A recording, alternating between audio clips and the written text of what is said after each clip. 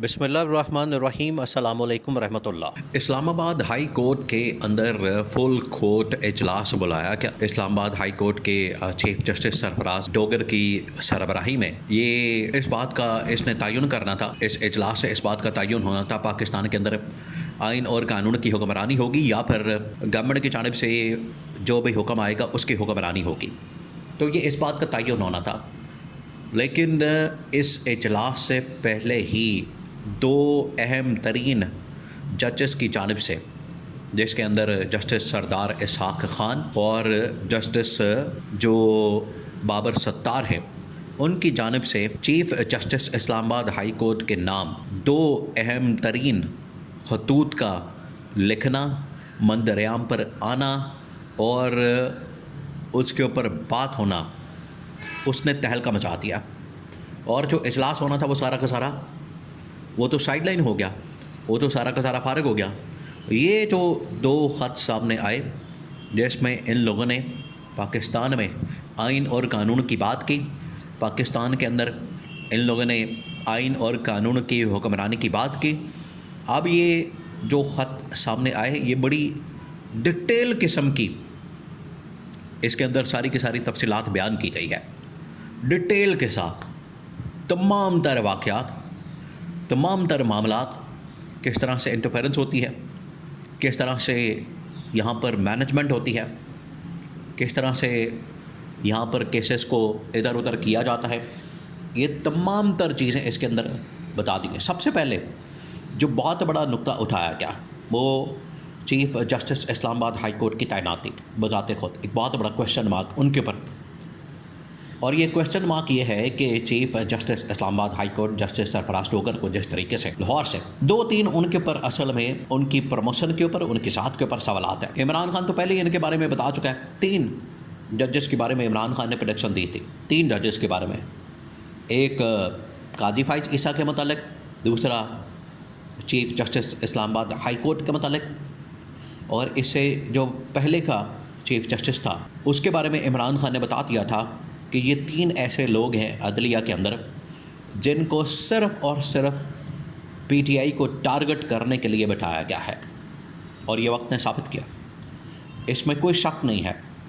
अब इसके अंदर कोई डाउट नहीं है कि इमरान खान ने जो बातें की वो बिल्कुल 100% सच साबित हुई।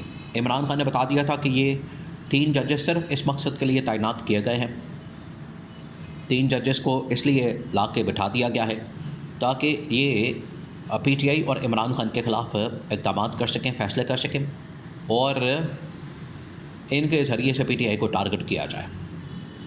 अब chief justice Islamabad high court Sarfaraz Dogar, इनके ऊपर जो सवालात उठे हैं, पहले पब्लिक की जानिब से, फिर उसके बाद सहाफ़ियों की जानिब से, फिर पीटीआई की जानिब से, अब तो खैर अंदर से जो इस्लामाबाद हाई कोर्ट के उसके अंदर से अब आवाज़ें उठाई हैं और इनकी पोजीशन के ऊपर, प्रमोशन के ऊपर, तैनाती के ऊपर सवालात उठाए जा रहे हैं। सबसे पहला जो सवाल उठाया गया, अब आप ज़रा सीन चेक करें कि इस्लामाबाद हाई कोर्ट के अंदर क्या मंजर है।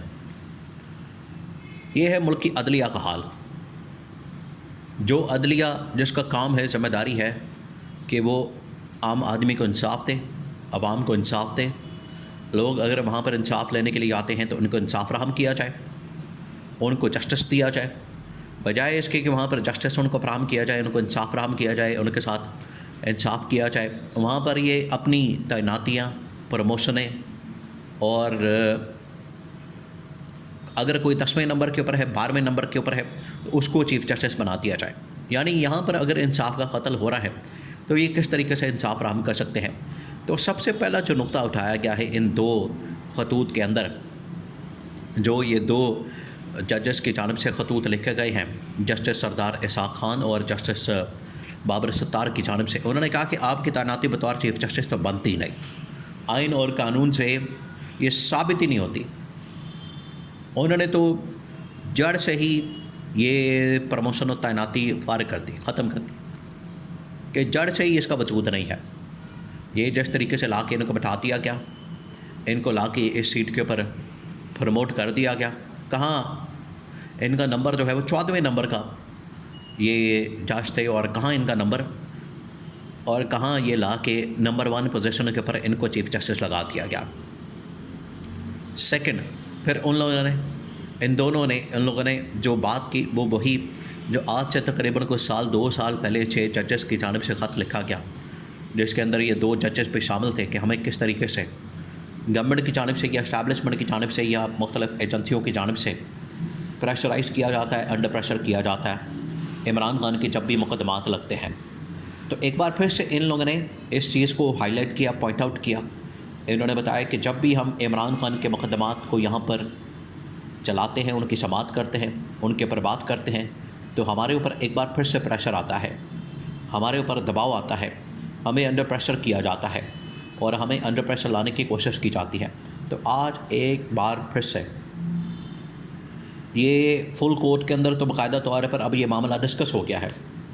अब सिवाय चीफ जस्टिस सरफराज डोगर के तमाम जजेस ने फुल कोर्ट के अंदर पाकिस्तान में होने वाली इमरान खान के ख़िलाफ़ PTI के ख़िलाफ़ इंतकामी कार्रवाइयों की मुखालफत की।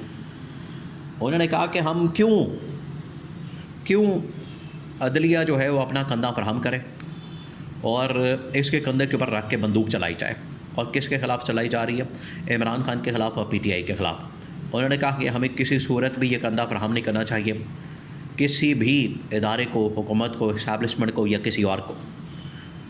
ये इस्लामाबाद हाई कोर्ट या कोई भी अदलिया, उसका कंधा जो है हमने PTI के ख़िलाफ़ इस्तेमाल नहीं होने देना। तमाम जजेस ने इस बात के ऊपर इत्तफाक़ किया।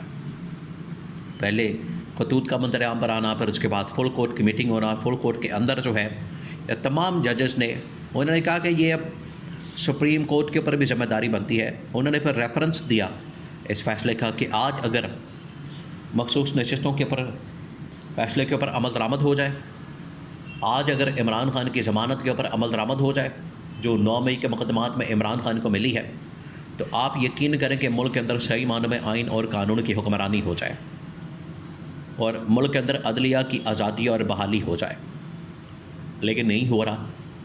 तो अंदर तमाम के तमाम जजेस ने इमरान खान के हक़ में फ़ैसला दे के ये साबित कर दिया कि इमरान खान बिल्कुल हक़ और सच के ऊपर खड़ा। जबकि ये जिस तरीके से 26वीं आईनी तरमीम करके अदलिया को कंट्रोल करके, जजेस को कंट्रोल करके इन्होंने बड़ी कोशिश की, वो अब कोशिश नाकाम हो चुकी है और इस्लामाबाद हाई कोर्ट से ये आगाज़ हो गया है।